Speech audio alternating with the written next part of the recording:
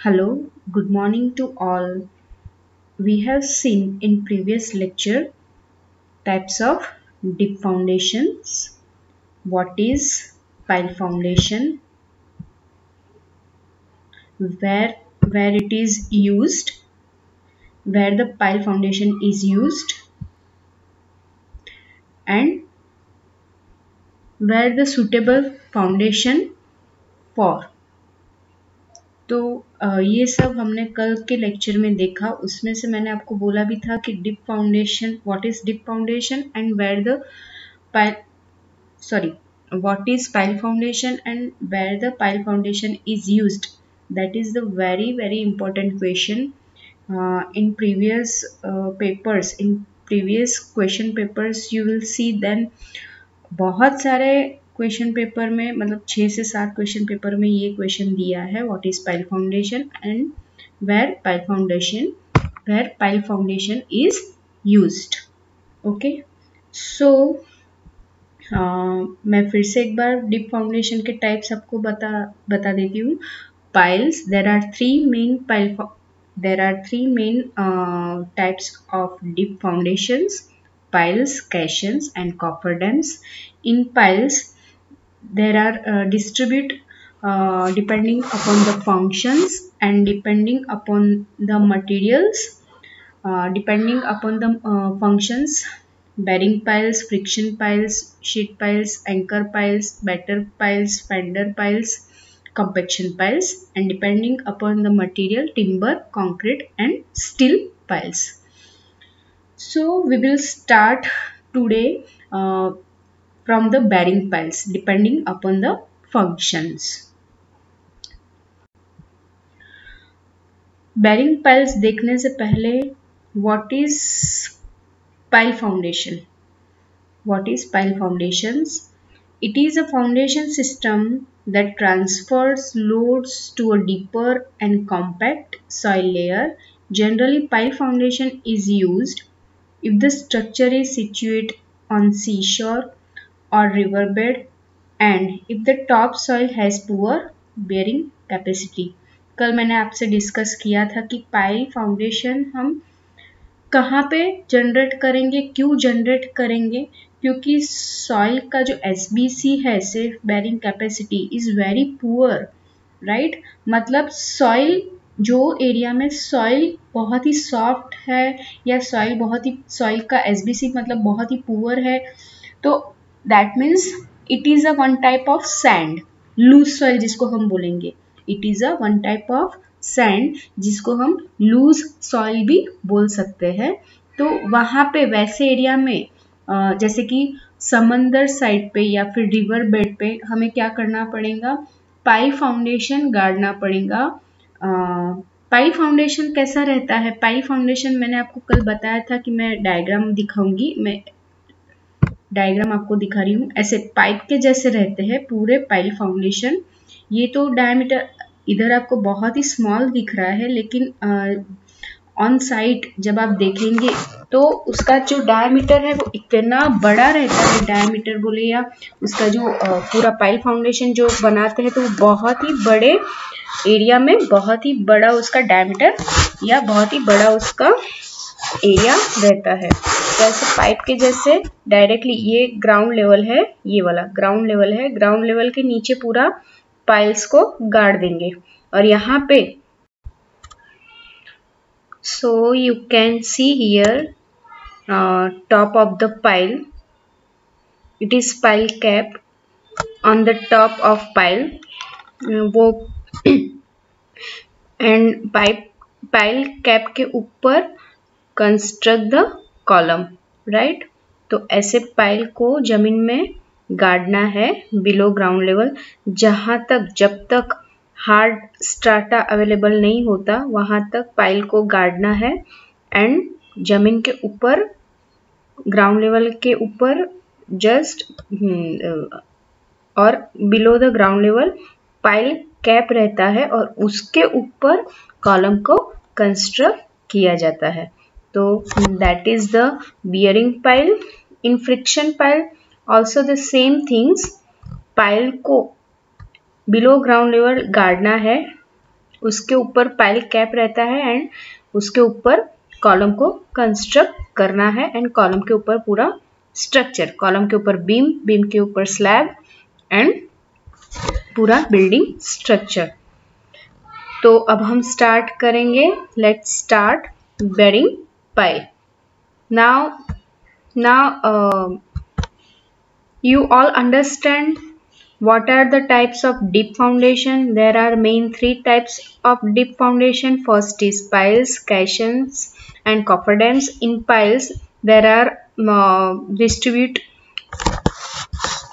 other types of piles like depending upon the function and depending upon the material, and उसमें जो first हम देखेंगे वो bearing pile and friction pile आज के सेशन में खत्म करेंगे। ओके,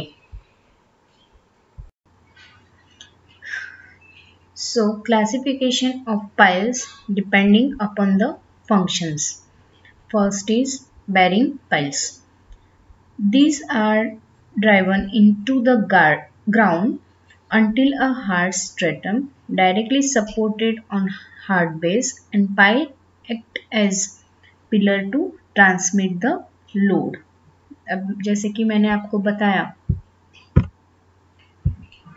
ग्राउंड में क्या करेंगे, सबसे पहले बिलो ग्राउंड लेवल, ये ग्राउंड लेवल है आपका, बिलो ग्राउंड लेवल पाइल को डायरेक्टली जमीन में गाड़ेंगे। जमीन में गाड़ने के बाद उसके ऊपर पूरा कॉलम कंस्ट्रक्ट करेंगे पाइल कैप के ऊपर, राइट। तो क्या हो जाएगा, पूरा जो स्ट्रक्चर का लोड है वो कहाँ पे ट्रांसमिट होगा, पाइल के ऊपर।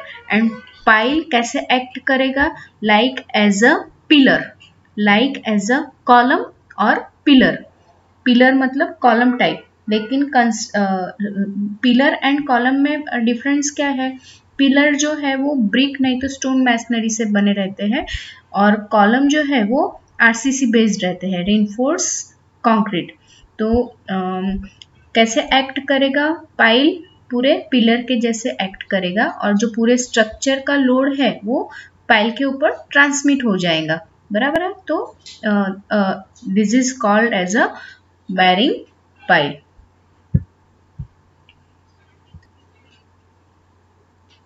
End bearing piles are used to transfer load through water or soft soil to a suitable bearing stratum.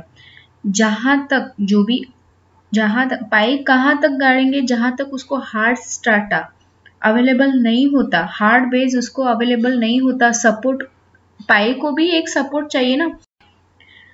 तो जब तक हार्ड स्ट्राटा अवेलेबल नहीं होता है पाइल सपोर्ट नहीं करेगा। हार्ड स्ट्राटा और हार्ड बेस जब तक अवेलेबल नहीं होता है पाइल सपोर्ट नहीं करेगा। तो पाइल को सपोर्ट करने के लिए एक हार्ड बेस चाहिए, हार्ड स्ट्राटा चाहिए। और पूरा लोड कहाँ पे ट्रांसमिट हो जाएगा, वाटर, जो भी हार्ड स्ट्राटा है उसके ऊपर पूरा लोड ट्रांसफर हो जाएगा। Okay, these are also used to carry heavy loads these are also used to carry heavy loads safety to hard strata. These are used when hard strata is available at few meter below the soft layer and bearing pile settles less. अब जैसे कि मैंने आपको बताया कि हम एस्कावेशन कहाँ पे करेंगे, फाउंडेशन कहाँ पे करेंगे, बिलो ग्राउंड लेवल हम पहले एस्कावेशन करेंगे। एस्कावेशन मतलब खड्डा खोद के पूरा फाउंडेशन कंस्ट्रक्ट करेंगे। तो फाउंडेशन कहाँ तक कंस्ट्रक्ट करेंगे, 1.5 मीटर के डेप्थ में, if hard strata is available then. लेकिन अगर हार्ड स्ट्राटा जब अवेलेबल नहीं होता है तब हम क्या करेंगे, पूरे पाइल फाउंडेशन बनाएंगे, बराबर है। पाइल्स बनाने के लिए इतना भी डीप एंड जो एंड बेरिंग पाइल्स है तो उसके लिए कुछ ही मीटर तक आपको पाइल को गाड़ना है ग्राउंड के अंदर, तो और आपको पूरा स्ट्रक्चर बनाना है, राइट। तो this are the bearing piles. Now the second type is friction piles. When the soil is soft to a considerable depth the pile which is required to be driven is called friction pile. When the soil is soft to a considerable depth, the pile which is required to be driven is called friction pile. Friction piles are used in granular soil where the depth of hard strata is very large. Load carrying capacity of these piles depends on surface area and skin friction. अब friction piles कहाँ पे हम driven करेंगे, कहाँ पे कौन से मतलब कहाँ पे कौन से एरिया में हम ड्राइवन करेंगे, जहाँ पर जो एरिया में सिर्फ रेत है, सैंड, राइट, लूज सॉइल मतलब ओनली सैंड, तो सैंड अवेलेबल है, वहां पे हम फ्रिक्शन पाइल क्या करेंगे, पूरा गाड़ेंगे. When the soil is soft to a considerable depth, the pile which is required to be driven is called friction pile. जैसे मैंने अभी बताया, सॉफ्ट क्ले है, सॉफ्ट सॉइल है, तो वहां पे soft soil means sand. Friction piles are used in granular soil. Granular soil means sand.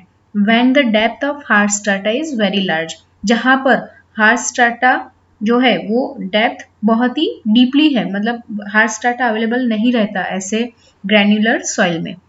तो load carrying capacity of this pile depends upon surface area and skin friction. Load carrying capacity जो है piles की, तो depend करता है surface area के ऊपर and skin friction के ऊपर. तो वहां पे आप क्या कर सकते हैं, फ्रिक्शन पाइल्स को ही फ्रिक्शन पाइल का यूज ही कर सकते हैं. वैसे एरिया में आप फ्रिक्शन पाइल का यूज ही कर सकते हैं. समझ में आया फ्रिक्शन पाइल क्या है? Main difference is what between the bearing piles and friction pile. Friction pile आप कहाँ पे गाड़ेंगे, जहां पर सैंड है, जो एरिया में सैंड अवेलेबल है, ग्रैन्युलर सॉइल, तो उसको हम क्या बोलेंगे, सैंड. तो जहां पर सैंड ही है, मतलब जैसे कि सी शोर है या फिर रिवर बेड एरिया है, तो वहां पर आपको फ्रिक्शन पाइल ही गाड़ना पड़ेगा, क्योंकि वहां पर आपको हार्ड बेड अवेलेबल नहीं मिलेगा. बहुत डीपली भी आपको हार्ड स्ट्राटा अवेलेबल नहीं होगा, जबकि बेयरिंग पाइल्स में आपको हार्ड स्ट्राटा अवेलेबल है कुछ ही डेप्थ में, तो वहां पे आपको बेयरिंग पाइल्स गाड़ना पड़ेगा, right. That is the main difference between bearing piles and friction piles. See the comparison between bearing piles and friction piles.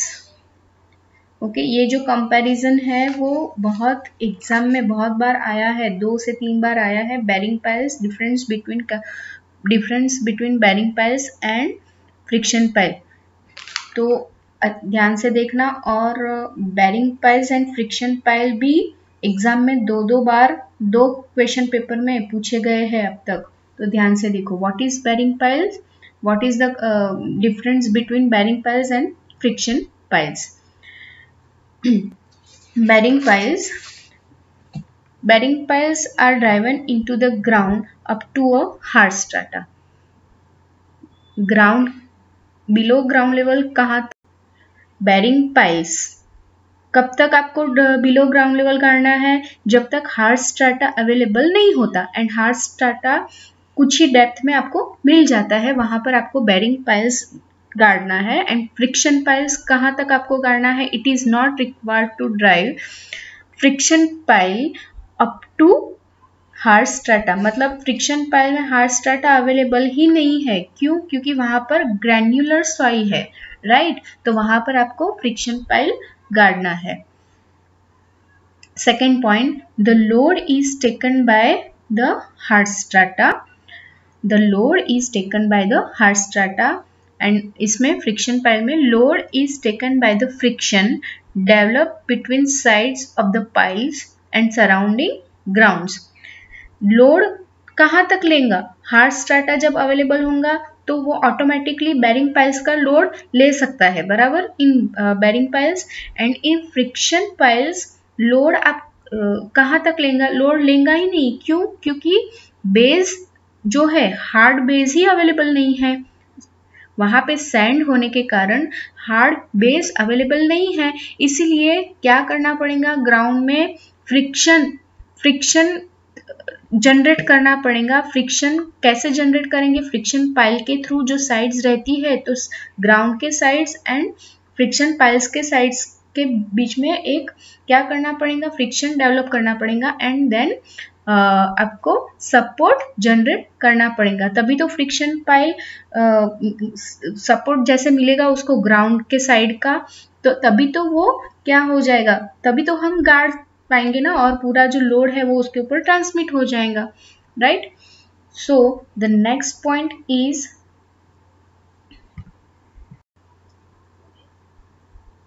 hard strata is essentially required, and in friction pile hard strata is not essentially required.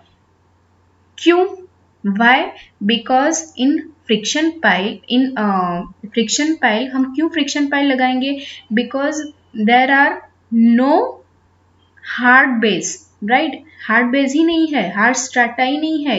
Why? Because there are a granular soil, there are a sand होने के कारण वहां पे hard strata, hard level, hard base ही available नहीं है। इसलिए हम फ्रिक्शन पाइल्स वहां पे गाड़ेंगे, तो वहां पे हार्ड स्ट्राटा की कोई जरूरत नहीं है। और फ्रिक्शन पाइल कैसे सपोर्ट करेंगी पूरे स्ट्रक्चर को, फ्रिक्शन पाइल गाड़ने के बाद जो ग्राउंड जहां पे हमने गाड़ा है, तो ग्राउंड के साइड्स एंड फ्रिक्शन के साइड्स क्या करेंगे, एक दूसरे के मतलब एक फ्रिक्शन पाइल्स जो है वो एंड ग्राउंड के साइड के बीच में क्या जनरेट हो जाएगा, फ्रिक्शन जनरेट हो जाएगा। फ्रिक्शन जनरेट होने के कारण फ्रिक्शन पाइल को सपोर्ट मिलेगा एंड वो सपोर्ट मिलने के बाद ही हम क्या कर सकते हैं, पूरा स्ट्रक्चर बना सकते हैं। तो that is the main difference between bearing piles and friction piles. अब जो बाकी के टाइप्स है डिप फाउंडेशन में, इसके पाइल्स के जो बाकी के टाइप्स है, जैसे शीट पाइल्स है, फाउंडेशन पाइल्स है, फेंडर पाइल्स है, बेटर पाइल्स है, कंपैक्शन पाइल्स है, वो हम कल देखेंगे। And classification of pile depending upon the materials, मतलब टिम्बर पाइल्स, कंक्रीट पाइल्स, तो वो पूरे टाइप्स हम कल के सेशन में देखेंगे।